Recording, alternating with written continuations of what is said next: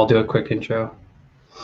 Okay, so what is up, everybody? Welcome back. After a month-long hiatus, the Fandom Effect podcast is back. If you are listening to this through like iTunes or Spotify or wherever, this is being recorded live on September 28th. And so if you hear us, and I'll explain us in a second, if you hear like us specifically answering like live questions or something like that, it's because since this is like the return and introducing like a new co-host and everything, I wanted to make sure we did this one live so we could kind of like get everything caught up to speed at the same time.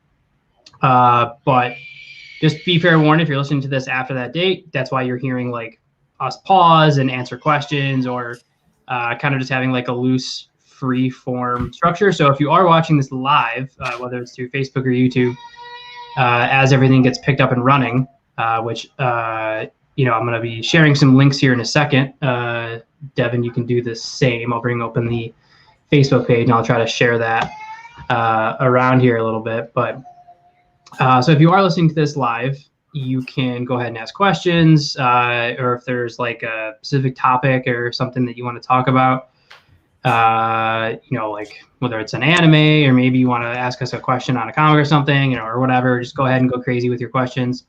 But on that topic, you'll obviously, my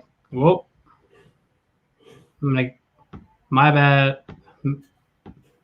on that. I'm trying to get the link open so I can share it, and it decided to be really dumb and just like bring open everything at one time. So you can go ahead and ask lots of questions and, kind of just have fun with everything. But you'll notice I'm not alone, and apologies on, I got a little bit of a darker background today. Video is still a new thing, and I'm not in the best area, but you'll notice I'm not alone. I am joined by Mr. Dreamy Kong, Devin, once again. Devin, what is going on, everybody? Yeah, how's it going, Mark? It's it's been rough, but things are gonna just be what they are. But you guys are gonna notice, like, so I did. It kind of says it in the description. But after doing this for like 5 or 6 months now. And, it's fun. Like, obviously, like, it's cool to do. And I was still, like, I needed to take a break for personal reasons. And, he was fighting bad guys in Gotham. If you guys heard anything on the news. Yeah, I got, Mark was the man. Straight. Jumping from rooftops. I don't know why it's not letting me, like, share it. I, like, keep trying, and it's like, share to your timeline. I'm like, what? Did it do it or what? The new Facebook page is very confusing and very interesting. I think I might have shared it like 5 times, but I couldn't post a comment or anything. It was really weird. But so after realizing that, like, I did want to bring it back and kind of get back to doing it and everything, it was kind of like doing it alone is fun, like in entertaining. But at the end of the day, the premise behind the Fandom Effect is to introduce people to different things and to have fun with it. And give me 1 second here. Sorry. Yeah, those of you listening know I think my kid's been in like every other episode in some way or shape or form, but he woke up from a nap a little bit earlier than he probably normally would have. So he's a little cranky. So would you say your kid is more of a Damian Robin, or is he more like a Tim Drake? What do we got going on here? Right now, he's probably like Jason Todd right after the Lazarus Pit. Oh, okay. I just wanted to double check because, sticking with the justification of we're big into comics and video games and anime and whatnot. If you're Batman, your kid's got to be Robin. No, yeah, it's true. Or, well, if I'm Red Hood, then who justify? Well, I guess because he could be Arsenal, I guess, because Bizarro wouldn't make any sense. But he could technically be Red Arrow from like the 52 series. I mean, I don't know. Your kid does have, when he gets his tantrums, he can go complete crazy on the Bizarro scale. That is true. He does have his moments. But so when I realized like this is like something that I wanted to like obviously not only get back to, but like like do again. Like I said, the premise of the Fandom Effect is to introduce people to new fandoms. And yes, we primarily the focus is on like anime, comics and video games, but that's not all I talk about. I mean, you guys know I've had guests on that have done stuff with like paranormal and movie actors and stuff like that. So we do delve outside of those three, but those are kind of like the main pillars of the stuff of the fandoms we focus on and the effects that it can have on not only ourselves but like people that we're talking to and whatever. What's up, Jason? How's it going, Jason? What is up, man? You want to start that? I saw your thing in that other group. You want to start that watch party for me that you were talking about? No? Go ahead and share this. I'm back. But I'm trying to share it to a couple things right now. And so I know when I was thinking about it, I realized like, if I was going to do it myself, like it gets kind of like lonely doing it by yourself, so there's a couple behind the scenes people that are helping out with like posting stuff and we'll be doing more like guest spots and everything. But I knew that I wanted like a permanent co-host, especially like with needing to take a break, and realizing like this could happen again, but I'm pretty confident in the product and like the brand and want to build it back up. So yes, I understand. And everyone listening is like, oh man, you took a month off. Podcasting consistency is everything. And Jason, I appreciate that, man. Says I got you. Appreciate that, sir. So I understand, like, trust me, I know the numbers were growing every month.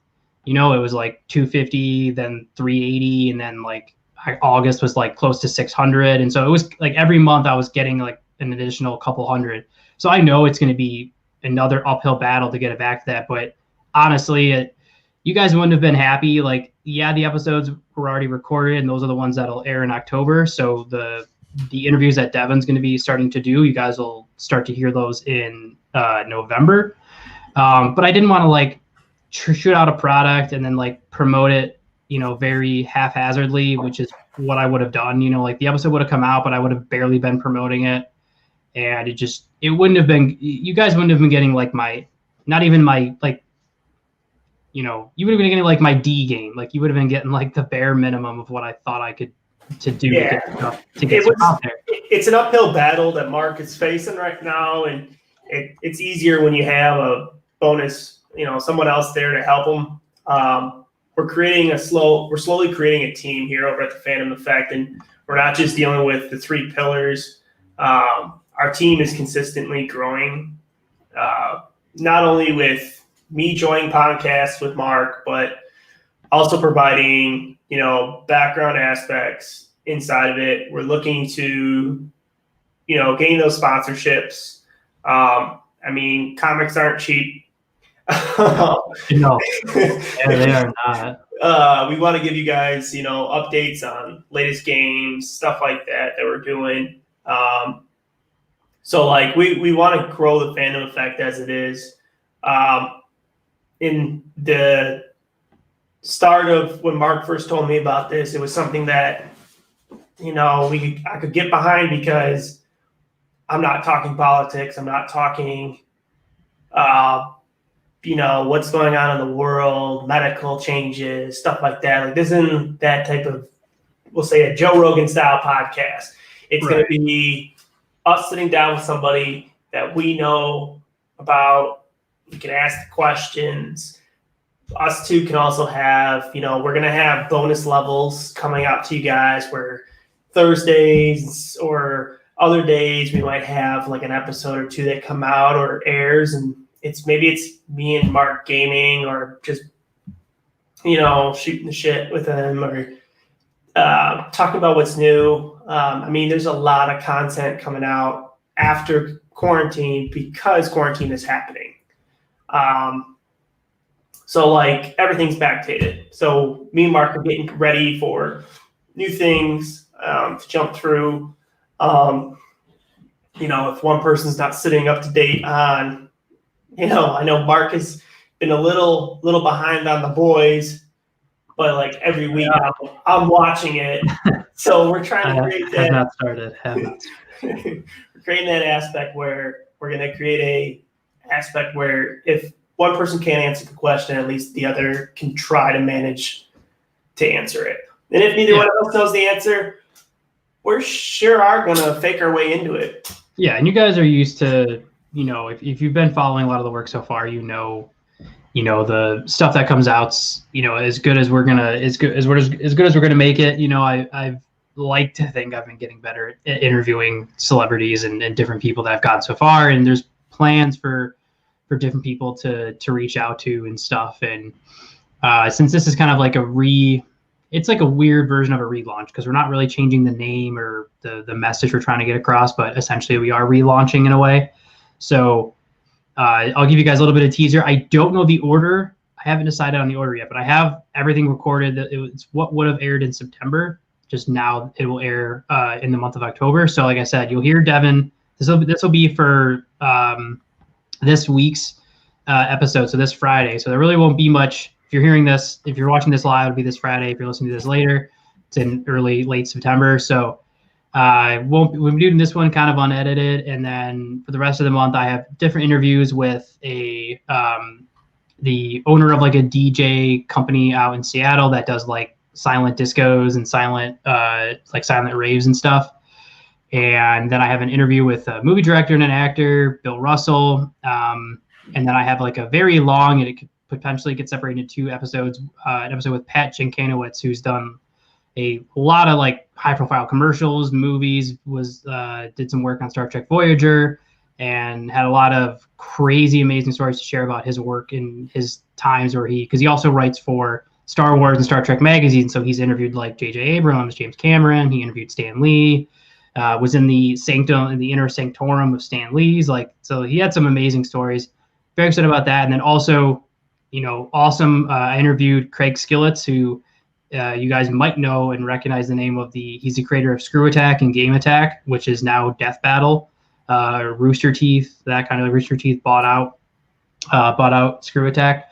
I know most of my friends have all heard of Screw Attack. That was like the website back in the day, but I interviewed him about just like, why did you start Screw Attack? What was the vision? What made you sell it? What made you leave after you sold it to start Game Attack? Why'd you leave Game Attack to start this podcast? And we go over a lot of stuff. So his interview, super excited. Pat's and Craig's are actually both in video. You guys see I'm using StreamYard now. Even though I'm going back to their free version soon because $25 a month is like, sorry, StreamYard, but it's a little much.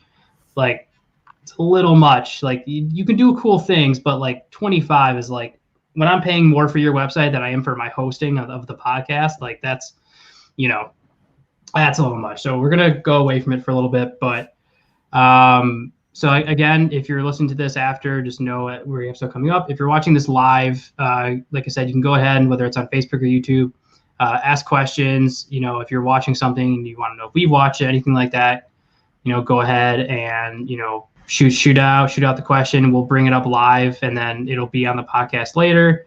But Devin, do you want to like tell everybody like who you are? Like what are you into? Like give everyone kind of a rundown on the inner fandom of Devin. All right. So let's go over kind of like where I got started.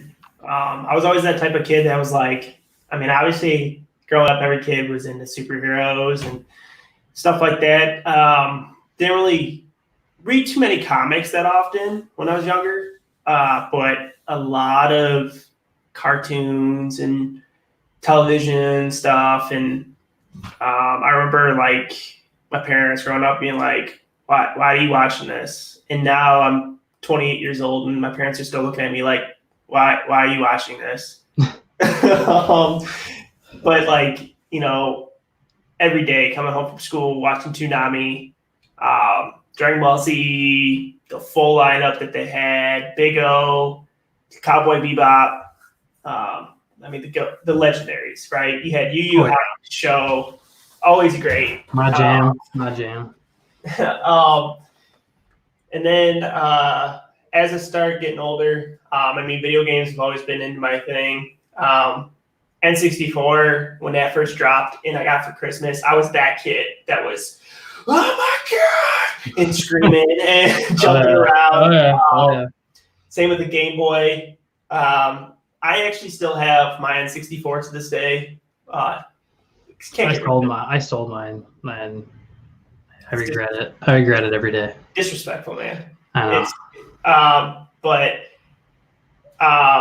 loved it. I loved learning the different video game aspects and stuff like that as I got older. I was obviously that Call of Duty kid, jumped into that for a long time. I think the day Modern Warfare 2 came out, I got it it was a Friday, got it after school and played it for 14 hours straight. Yeah. My mom goes, what the heck is wrong with you? Why are you on it for so long? So it was never something they understand. Ryan. That's rough. My condolences, Ryan. Yeah, that's rough, man. My sister took my N64. That's rough. We have a comment from Ryan Karolak that says, my sister took my N64. I know that I didn't have that happen. I sold mine because it was like I was playing PS2 and all that. But I do know what you mean though. When I was in college when Halo 3 came out. I was like my first year. And I remember I went with my 2 roommates and we went to GameStop when you still went to GameStop and waited in line. That was still really a thing. And got it. So it was already like, 1 in the morning when I got back. The game still had to download and I had class at 8 a.m. And I just stayed up and I played it till class started. And I just went to class and I was like, because it was my only class for the day. So I had class 8 to 10. So I went to class, just suffered through till 10, and then I just crashed. And I woke up and just kept playing Halo 3. I beat it that weekend, the weekend I picked it up. So I know you're a PlayStation guy, just because you've always really played PlayStation more than Xbox. I've dabbled in both sections, but I have to ask you, if you remember, PlayStation 2 had an online piece that would snap into the back. Yeah. And plug it in. And Ryan Karolak says she still plays it often though, so at least it's going to good use. Well, I mean, yeah. Yeah, it's getting used, but I would steal it back. I mean, yeah, come on. That'd be my recommendation. If you don't have a callus in the middle of your palm from playing Mario Party, you didn't really own a PlayStation. Or you're just not playing mini games the right way.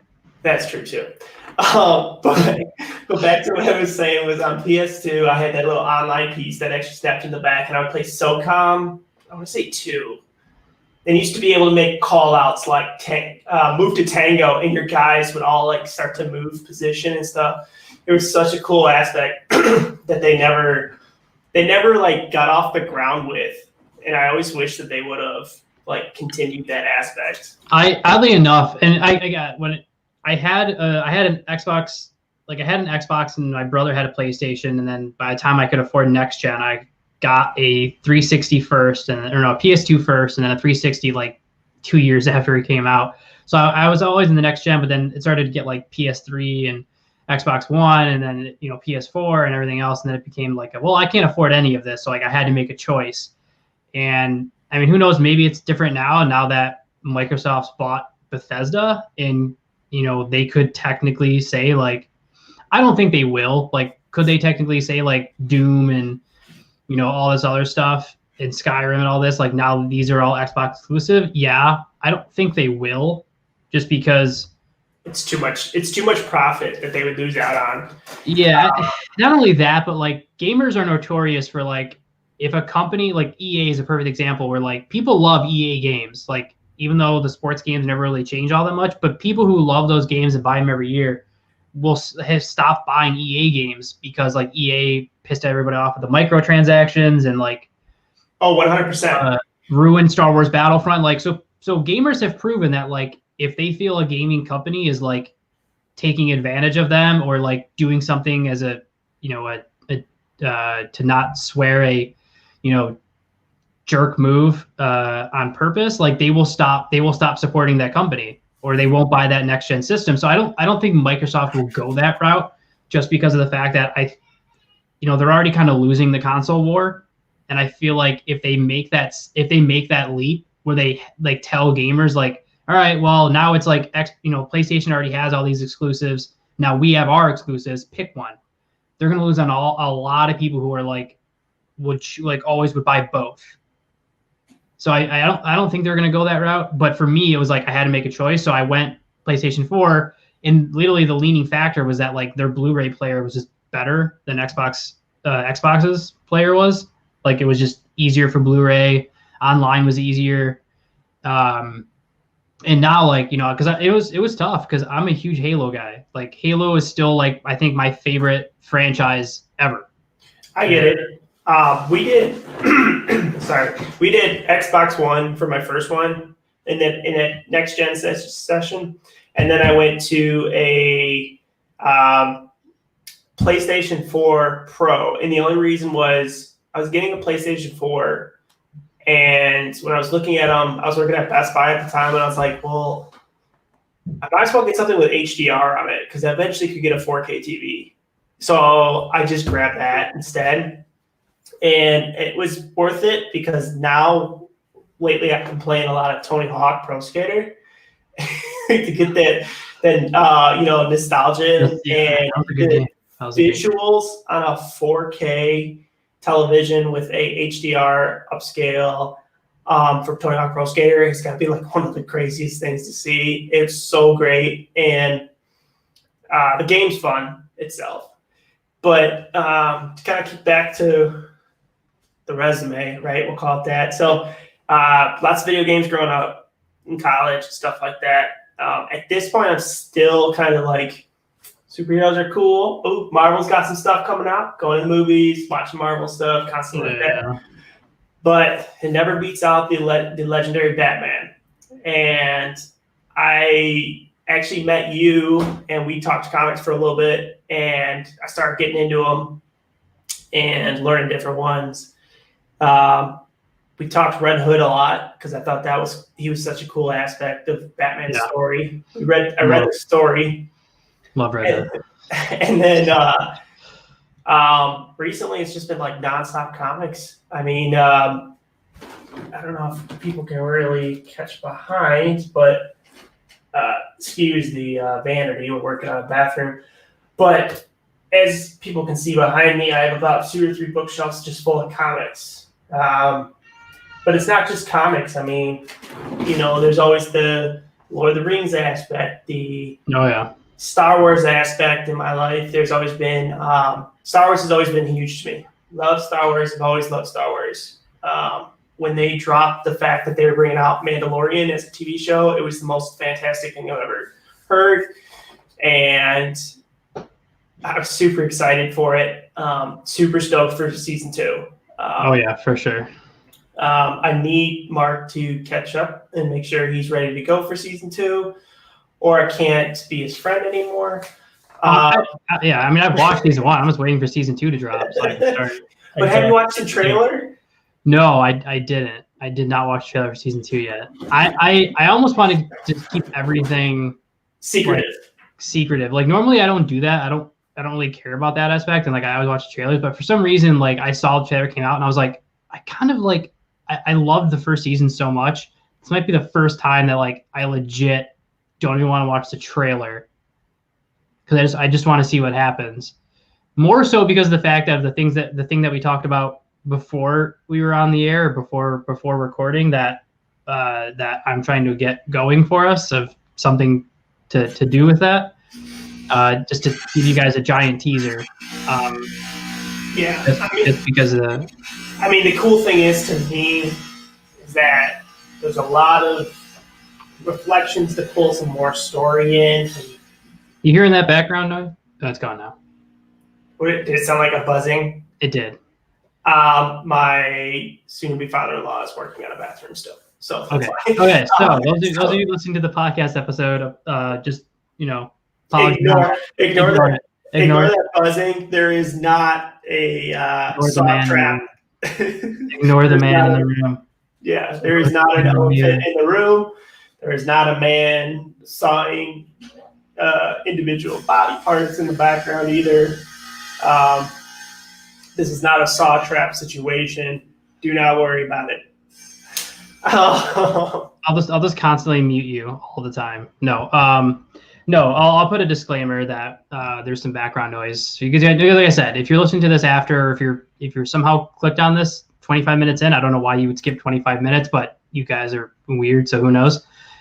This is being recorded live, so you can, if you're 25 minutes in, people, I still love you. If you're watching it live, you're at least listening, you're at least watching, you're knowing and learning. True.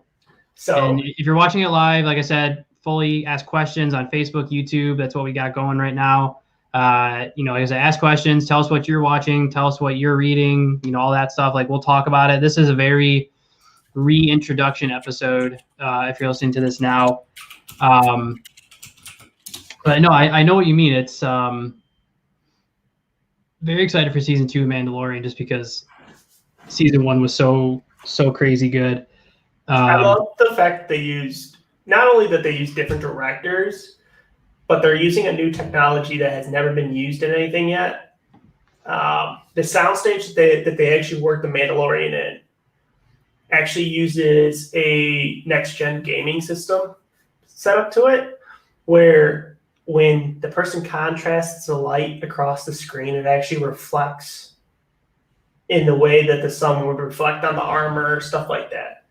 So it's an all new green screen setup that they have going on, and it is fantastic to learn about. If you ever get a chance, look it up one day and check it out, because fandoms don't just, let's just put it this way, fandoms don't just revolve around what the content is, but how the content is created. Yeah, well, because speaking of that point, first of all, let's go ahead and quickly have a moment of silence and praise our Lord and Savior, Jon Favreau.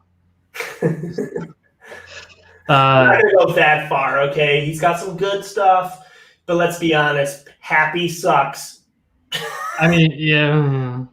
Happy sucks as a driver. He does absolutely. He does, and he did sleep with Spider-Man's aunt. So, it's. Then again, you can't blame him. So I'm not gonna knock him too many knocks on that. But sadly, don't worry, everyone. No, it's kind of funny because now I've interviewed people that know essentially who he is and have met him, and I'm like, that's as close as my connection's ever gonna get. I once knew a guy who met Jon Favreau. Yeah, my closest fame for Stan Lee is that I talked to a guy that interviewed Stan Lee and heard about it. So here, how about this? How about this? I kind of go into the background. Yes, I am one of those people who cosplay. Yes, I haven't done it in a long time, but I did get to meet quite a bit of people through my cons. I have met everybody from Return of the Nerds, or Revenge of the Nerds. I'm sorry, Revenge of the Nerds. Revenge of the Nerds. The guy who originally played Leonardo in the original Teenage Mutant Ninja Turtles live action movie, because he's actually in Revenge of the Nerds. I got to meet the guy with the crotch gun from Dusk Till Dawn. I've met Lou Ferrigno a couple times. I've met all the guys from Boondock Saints, a few actresses, and a Power Ranger or two. But I've talked about it. Guys, people on the podcast they've heard stories, the day I spent with Rob Schneider and how much I hated it, and I've met a lot of people over the few years that I was actively cosplaying. I did meet Lou Ferrigno, Power Rangers voice actors, pretty much everybody from Yu Yu Hakusho except for Kurama. He's on the list. Yeah, but it's on the list. Chris Sabat, who I'm trying, if you listen to this, I am actually trying to get Chris Sabat, because I interviewed Chris Ryan, who you guys know in the past episode, who's a Funimation actor, and he works his mentor for voice acting for Funimation is Chris Sabat. So I am working on different people from Funimation, but I haven't talked to Chris in a little bit, so I do have to reach back out to Chris Ryan here. But trying to get Steve Blum, Tom from Toonami. Yeah, I will be emailing him. We're like I said, October is pretty much set in terms of what episodes are going to be aired because it was a lot of the stuff recorded for September, and I have a few different celebrities and people I got to reach out to and reset up their interviews. And we're reaching out to people. We're going to start reaching out to people again, like Devin just mentioned, like Steve Bloom. I would like to do also. It's going to be very difficult, but the day that I get an exception email from Robert Paulson, I will absolutely lose it, and my fiance will be like, "What is your problem?" I'll be like, Jakob Warner and Carl Leeser just told me that he would accept my podcast interview. Yeah. Well, yeah, and I mean there is an avenue for it. I interviewed Neil Ross. You guys can go back and hear his interview, like legendary 80s voice actor who's done a work in so many iconic roles, and now he does a lot of like video game work and stuff, and obviously he worked with Robert Paulson on Transformers like directly, so I doubt I'm going to get anything out of it, but I am going to try to see if Neil could get Robert Paulson to be on. I mean, his name is Robert Paulson. Yeah, his name is Robert Paulson. Yeah, and there's a few things to go back and to rework and to constantly try to get people, but we were able. I mean, we've gotten you guys, if you've been following the podcast so far, if you're now just getting into it because we're essentially kind of relaunching after a month hiatus. Obviously, welcome, but you can go back and see like the high profile of the guests that are coming on, like are steadily increasing in terms of like the work they've done, how much work they've done. Like the iconic roles, and a lot of that has to do with a publicist I work with out of California who sends me people, and then a lot of it is just guys have heard me talk about it. Just you just take a shot in the dark, and you get people, and that's how I ended up interviewing Craig. Is we got a recommendation from another listener of the podcast, and a friend of mine, Mark Kazmierski, who you guys know as the Dungeon Master, Mark, who was on the podcast previously, and he's been on a bunch of times, and he'll be on again a bunch of times. So those of you, I just know him as Isaac the Rogue, personally, but who killed my character in our Dungeons and Dragons group. But you kind of deserved it. I mean, what? All I did was throw his hat, and he freaked out, and then I died. So I mean, we got a lot of stuff, going on. That's kind of why we wanted to do something tonight as because we talked about it off the air, me and Devin, like, should we just record something like through Zencaster or something and just like release it Friday as like hey, we're back, and here's, the new co-host that will start doing a lot of the bonus episodes, and once the interviews in October are over. And then we were like, no, because like we got people who follow the Facebook page and like comment and stuff, and so we were like, and we're trying to grow the YouTube, like now, that we're going back, and like, I can kind of hand the reins to Devin here and be like, hey, I'll handle Facebook stuff. Like obviously Devin will still be posting, but like, hey, grow the YouTube, like join some groups, get our subscribers up to 100, and and so on and so forth. So there's a goal there. There's a goal there too to grow that platform. The Twitter, I haven't been super active. I'm getting back to it. The Twitter's almost at 100 followers. I mean, the biggest thing that we want to do, guys, is grow everything. And the way we can do that too is for you guys to share, like and subscribe, and tell other people. I mean, the biggest thing is if our name's out there, the bigger we get, the better our people we get talked to are, the better our sponsorships can be. I mean, we'd like to do giveaways. We would like to have a one-shot D&D session with you guys.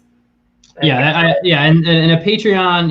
I now that I definitely know there's ideas out we were going to go over for a potential Patreon. But for right now, if you're listening to this and you're like, I'd like to help these guys out, Mark is not doing an OnlyFans, guys. I am not. Well, maybe. I'm sorry. Yeah. Mark But you can see the link scrolling, but I'll say it again. I've mentioned it previously, but if you go to www.buymeacoffee.com/fandom podcast, you can donate there, and that'll go directly to me and everything. And then me and Devin can use that for like website recordings and like potentially getting StreamYards back, like and stuff like that. So all of it will go towards some sort of podcast and kind of help everything off. We got a message here from Ryan Carolak. Good luck on the relaunch. Thank you, sir. I appreciate that. Appreciate it, Ryan.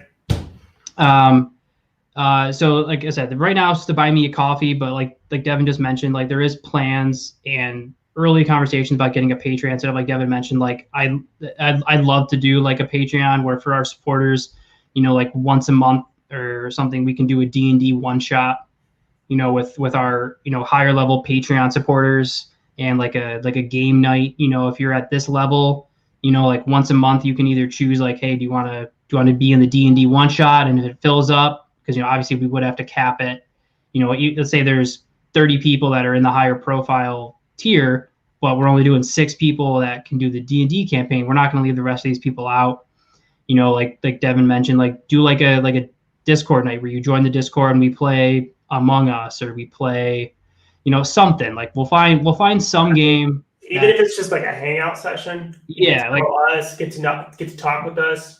I mean, we have listeners all over the world, and let's be honest. In my line of business outside of the podcast, I talk to people from all over the world, and sometimes I have to talk to people in India at 6 a.m. and it just happens, and I have a great time. I mean, that's the thing. Like, we want to support the people who are supporting us, and best way we can do that is for you guys and gals to buy me a coffee. Yeah. And, like when the Patreon's up, support that, pumpkin spice latte. Yes, pumpkin spice latte. New logo, new cover photos, all that stuff is on the agenda and will be worked on. So get ready. You guys will start seeing like an updated logo, new cover photos, like just stuff like to spruce it up, stuff that would have happened anyway. Now it'll just be easier to do it. Because like I had said, this was great to do solo, and of course there's still going to be stuff that Devin will do on his own. Like Devin might record with a guest where I can't make it, and he's going to be doing something solo, or so it's like we still always have those options and those possibilities, but it's just, wait, do I get to be Han Solo? You do, except that Greedo that Greedo shot first. Anywho, how dare you say that? How dare you say that? I'm just saying he missed, but he still shot first. I do have to tell you, I don't mean to interrupt your tangent you got going on here, but there is a very hilarious TikTok series that I've been watching lately, because everybody gets in those spiral holes. That sounds embarrassing. Oh, no, it's great. These guys have literally been doing it's 3 guys, and it always ends up with somebody hitting somebody at the end, because the guy just like butchers something. Like they're watching Lord of the Rings, and the guy goes, I have a message here from Jice King. Hi. Hello. How are you today? Hello. But they're watching Lord of the Rings, and it's the part in Fellowship of the Ring when Sean Bean goes, one doesn't simply walk into Mordor. And the guy goes, well, yeah, because it's north of the wall. And his brother just looks at him and just starts beating on him. So they always mix up stuff like that, and it's just hilarious to watch. Like another one he says is, I can't believe Dobby died by jumping into the volcano after the ring. Oh yeah. And I was just like, oh my gosh. So it's some funny. They have some funny ones out there, but that's the thing. Like, it's amazing. No, yeah, and like there's just so many different fandoms to explore and people to talk to and things to talk about. Like not just like interviewing people, but like even an episode talking about like older gaming systems or newer stuff. Like there's just so much going on. I'll tease you guys and just say that there's plans in place to do a bonus episode at some point in October on a Netflix documentary that aired recently. And so, like, because there's just so much going on, there's just so much stuff, like, and that's why, like I said, that's not only why, that's again why we're doing something like this today to kind of reintroduce everything, but also why we're keeping it very, like, I didn't normally, you guys know, like, I have scripts and preset questions and like that, but we wanted to keep today's very free form and loose and very fluid and just have fun with it. Like, I just binge watched, so I'm watching Blue Exorcist right now on Netflix, which is pretty good. I will say very confusing is, like, so it says 2 seasons are out and that season 3 will be out in like a year and a half or whatever, because season 2 just came out. And then I binge watched season 1 like within a couple days. And I started watching season 2 and I'm like, this is weird. Like, this is like, they're acting weird. And then I looked, it's because season 2 takes place in the middle of season 1. Like, so yeah. So like you watch all of season 1 and then season 2, which just came out, is like a 12-issue miniseries that takes place in the middle of season 1. That's bizarre. Yeah, it's very weird. I was very thrown off. It took me like 2 episodes of watching to be like, what the heck is going on? And then I figured it out.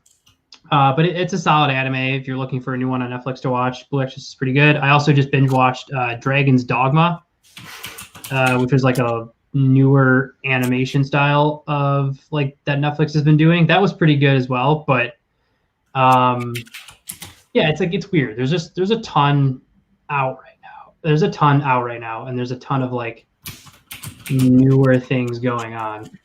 Well, I've been, I don't know if you've ever watched it, but I have been recently watching Schitt's Creek, and I've never laughed so hard at a TV show. It is so, I mean, don't get me wrong, I love Letterkenny. Letterkenny will always be my favorite comedy, but Schitt's Creek is pretty good. And Letterkenny is awesome. I will agree with that. That Letterkenny is flat out awesome. But I have to highly recommend, Mark, that you check out Schitt's Creek, because it is just super hilarious. And I have never met somebody who hasn't watched Schitt's Creek and not liked it. So I've heard of the name, but what's that one about? A town called Schitt's Creek, and about a family that like was super rich and then lost everything. And so they have to move to Schitt's Creek because they bought the town when they were rich, and it's all about them trying to sell it. Yeah. Yes, Brian. Brian says, good show. They just swept the Emmys. Yes, they did, for season 6, which comes out in October. And I'm trying to hurry up and finish it so I can watch season 6. But it is an amazing show, Mark. I highly, highly recommend. It's a definite, like, you just had like a dragged out day that just is like, everything kind of just sucks today. So every day right now? Yeah, but you turn on Schitt's Creek and you're just gonna be like, okay, everything's better now. But the other things like we want to start pulling into fandoms is like we stay on the 3 pillars for sure. Like we always sit on 3 pillars, but me and Mark also deal with a lot of like wrestling stuff. Let's talk about a lot of wrestling outside of the podcast. So we'd like to start pulling that kind of stuff in. I will need to find a way to watch the pay-per-views. But we'll find a way. Wink. I mean, we just had Clash of Champions just finished out. Mark's gonna watch that later, so I can't talk about it with him because he's so. Yeah, so not yet. I'm gonna watch it a little bit later. I'm gonna skip some of the matches because I listen to a podcast to talk about what happens. There's a few matches that I want to watch, just because I like the people in them, and then there's a few that I'm really just gonna be like, I'm gonna watch your intro because I like your intro, and then I'm gonna skip your match, because I know I'm not really too worried about it. But yeah, like I said, eventually I'll figure out a way to rewatch the pay-per-views again because I'm canceling my WWE Network subscription to save a little money. But I'll figure out some way of watching the pay-per-views. Yeah. I mean, the thing is there's a lot of different situations that are going to happen. And, Charlie, Charlie, you may be watching us, but we're really watching you. It's true. We have a lot. Again, remember this is being recorded live, so. But yes, we have a comment that we're being watched, which does make sense because we are live. But yeah, there's ones that like I want to watch. Like I want to figure out a way like to watch AEW again, because I do like a lot of the wrestlers on AEW now. I've been watching a lot of their guys on Twitch. Like earlier today, I was watching. It was Brandon Cutler, Colt Cabana, Evil Uno, and Kip Sabian.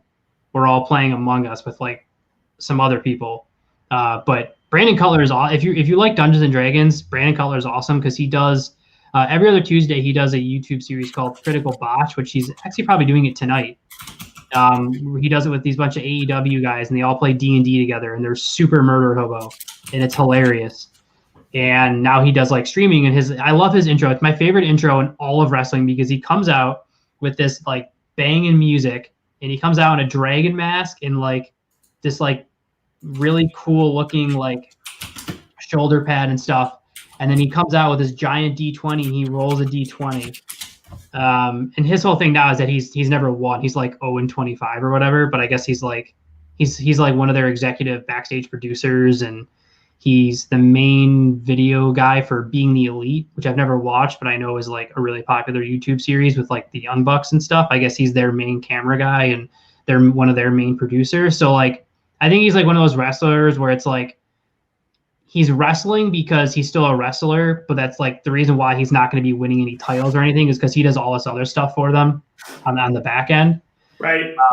But I still love his intro because, like I said, he comes out and rolls a D20. So what's not to love about a guy that comes out and rolls a D20? I mean, that's friggin' awesome.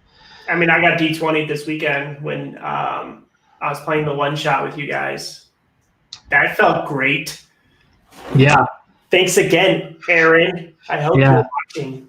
Yeah, you guys got it. Which is yeah, so like we're taking a break. For those of you that are listening, like you've heard me talk about it before. The campaign I was DMing, I'm no longer the DM. And the players are still going, but we had like 2 people drop out, and then we had like 3 people join.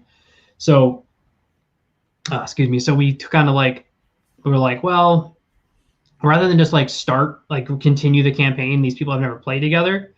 We decided to do a one shot for a couple weeks to like help because there's two of the people that joined have never played Dungeons and Dragons before, and they're having a lot of fun so far.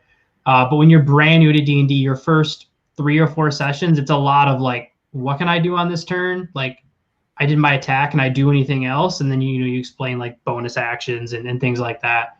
So we're in like the later end of the one shot. It's obviously it's taking us 3 weeks to do the one shot because we're only playing for like 2 hours at a time. But it's a fun one shot. I'm playing a Dragonborn sorcerer, which is something I've always wanted to play. I played sorcerers before, but the last sorcerer I played was a Phoenix sorcerer, which is like a unique subclass that was homebrew created.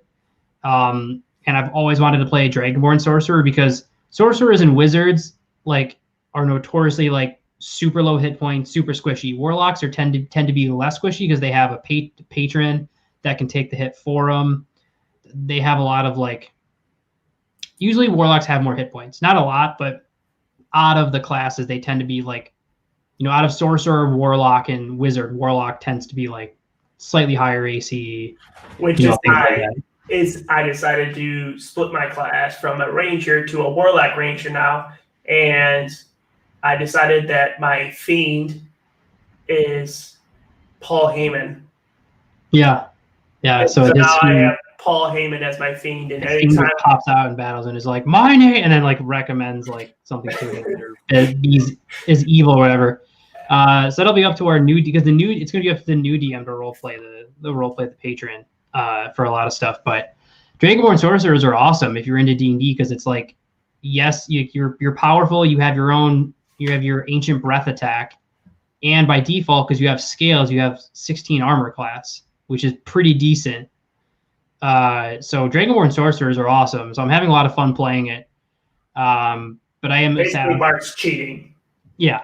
basically I just know how to play D&D, and so I'm just playing it the right way.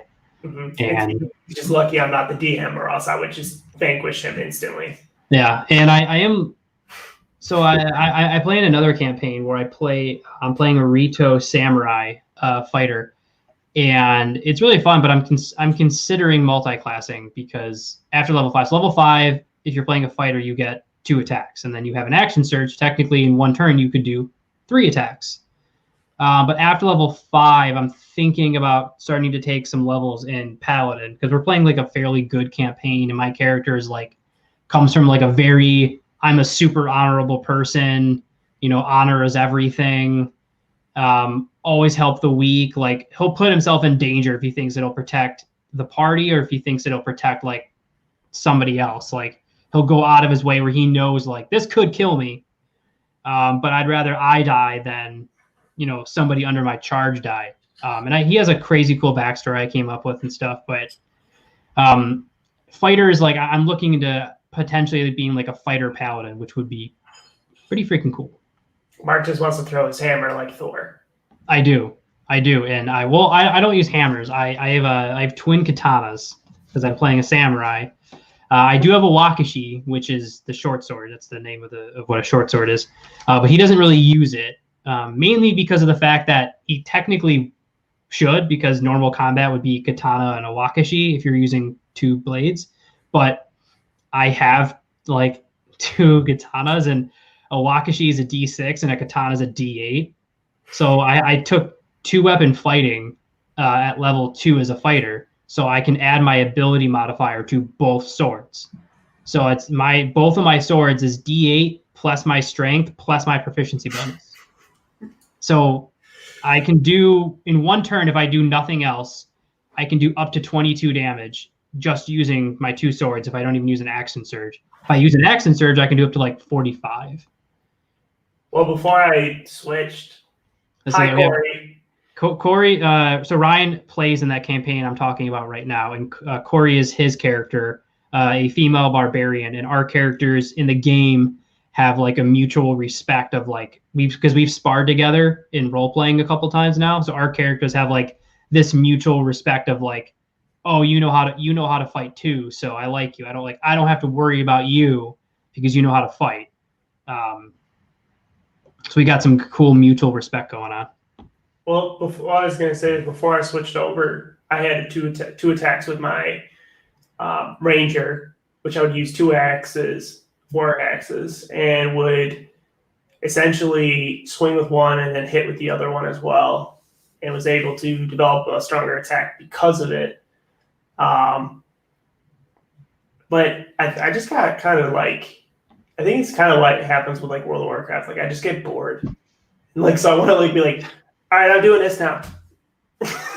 Yeah, which is hard to do in D&D because like you need like a good reason and like you need to maintain your levels and stuff. Like that. A way to get like a smart way to get your character out of there, and somebody that doesn't like. So usually the best way to do it is like if you're playing a character like you absolutely hate. Like for you, we found a good solution like multi-classing.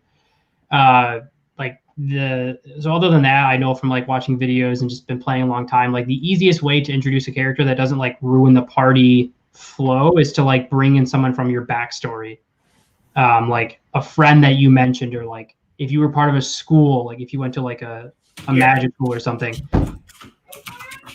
we bring in someone from your backstory or something. Yeah. One sec.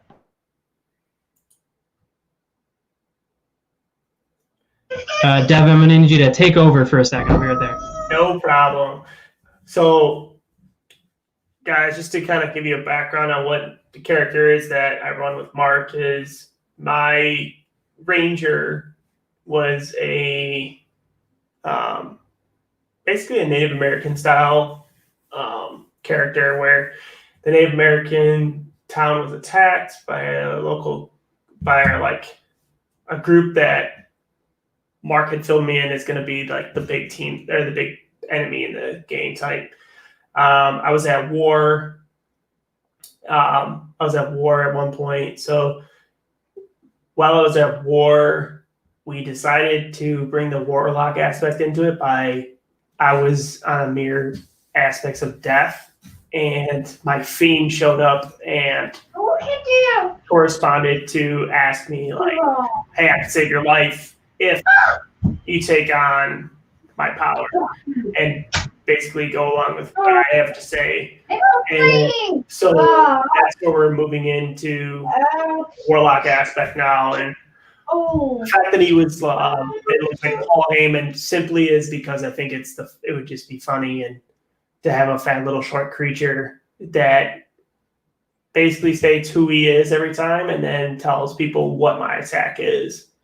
I think that's kind of funny. I mean, it doesn't happen all the time. It's just got to happen when I do special attacks.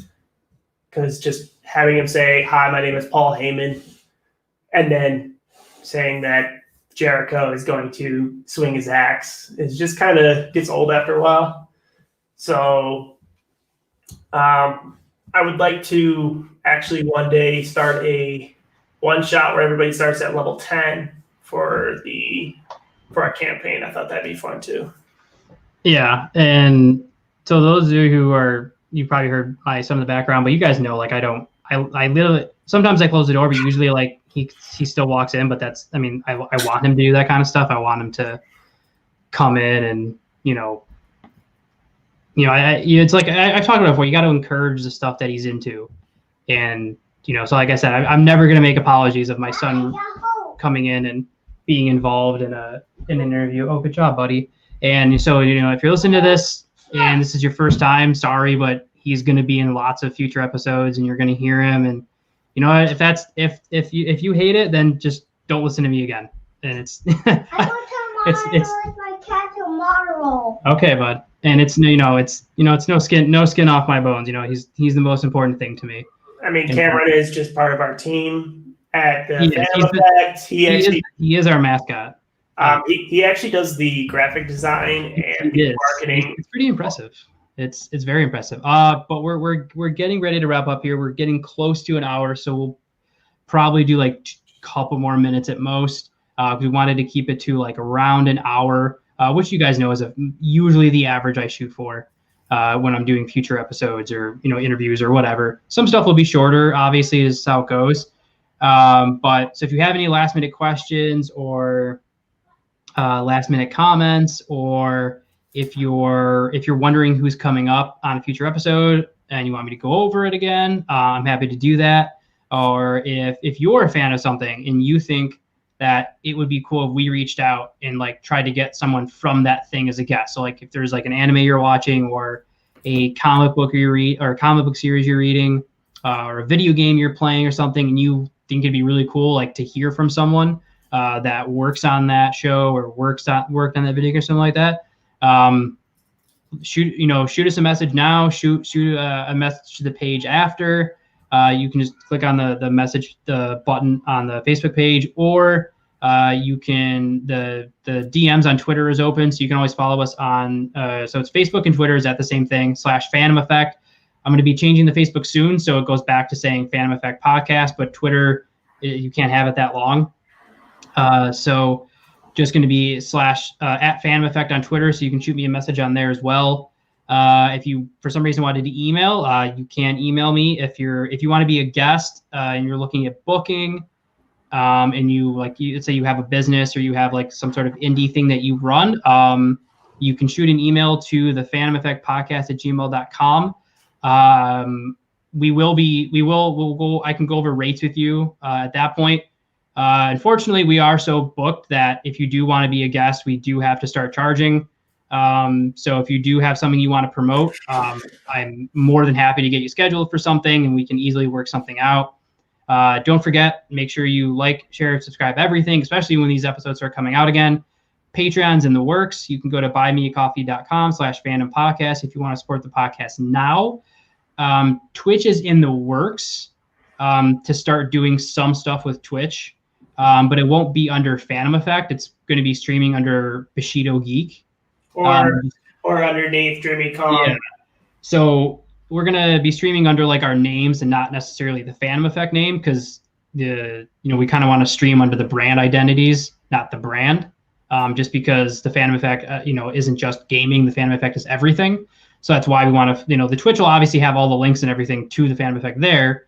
But like it is in the works to do some future stuff with Twitch, just with, like, as Devin mentioned, like just with some stuff that's going on in my life. I can't start the Twitch right now because I don't know my setup in a couple weeks. So once everything gets more nailed down, and it will always be chaotic for a while. So guys, you'll have to forgive moments where if I just all of a sudden I don't appear for an episode or something, just know that it's not because I wanted to go away. It's just there's a lot of stuff going on where I might need to step away. But that's why another reason, like we mentioned earlier, we're bringing Devin on so I can always give you guys this great content.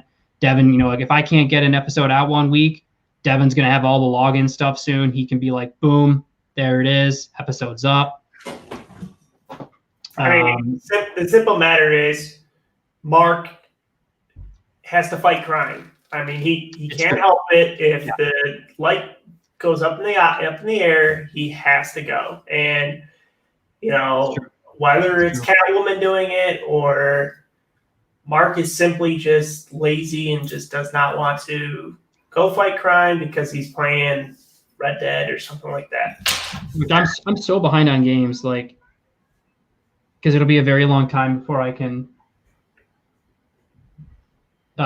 get games. But like I said, like that's why we're doing a lot of these things. There's a lot of stuff in the works, a lot of moving pieces right now. So if you're watching this live and you made a comment, or if you shared it, or whatever it was, thanks for coming in and commenting or sharing it, or kind of being here with us on our. I know we didn't really do any promoting because like I said, me and Devin knew we were going to do this, and then we decided kind of like last minute, like screw it, let's just do it live, and then we can we'll download the audio later.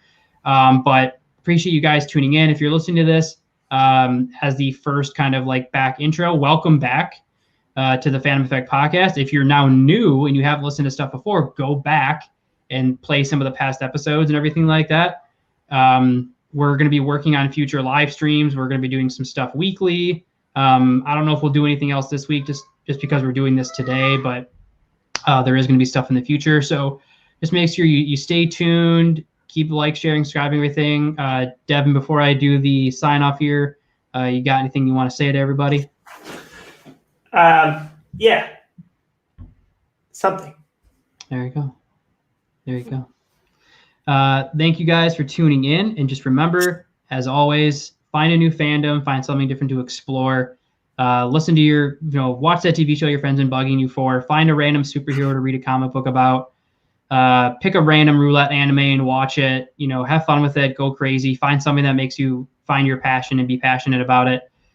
Find it, just be funny, go crazy, just have fun with it. And just remember that when you do find one fandom, be forewarned, 3 more will rise to join it. Yes, that's from Hydra. It's mine now. I own it. Suck it, Marvel. Bye, everybody.